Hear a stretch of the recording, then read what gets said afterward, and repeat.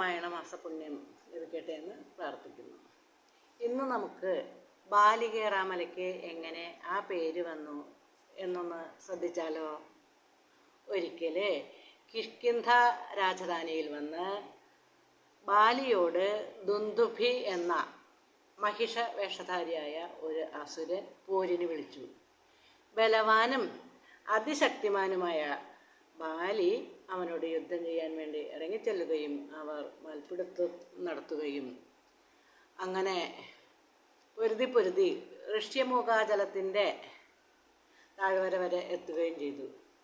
അവിടെ ചെന്നപ്പോഴേക്കും മഹിഷൻ ക്ഷീണിക്കുകയും ബാലി അവനെ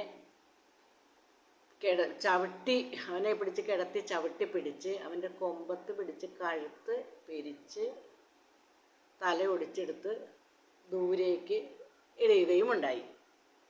അപ്പോൾ ഇങ്ങനെ ദൂരേക്ക് എറിഞ്ഞപ്പോൾ ആ തലേന്ന് രക്തവും നീരും പൊടിയും മാംസശകലങ്ങളും ഒക്കെ ആ ഋഷ്യമൂകാചലത്തിലുള്ള മാതംഗമുനിയുടെ ആശ്രമത്തിൽ വീഴുകയും ആ ആശ്രമം അശുദ്ധമാവുകയും ചെയ്തു.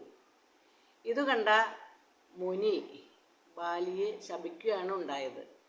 ഇനി നീ ഈ ഋഷ്യമൂകാചലത്തിലേക്ക് വന്നാൽ നിന്റെ തല പൊട്ടിച്ചിതറി നീ മരിക്കുവാനിടയാവട്ടെ എന്നാണ് ആ മുനി ശപിച്ചത്.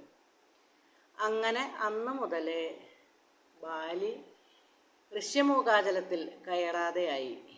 ഋഷ്യമൂകാചലത്തിന് ബാലികേറാമല എന്ന പേരും കിട്ടി. ബാലി അതിൽ കയറാത്തത് കൊണ്ട് തന്നെ നാട്ടിൽ നിന്ന് തച്ചാട്ടിക്കളഞ്ഞ തൻ്റെ അനുജനായ സുഗ്രീവനും 4 മന്ത്രിമാരും കൂടി സമാധാനത്തോടെയാണ് ആ ഋഷ്യമൂകാചലത്തിൽ താമസിച്ചത്.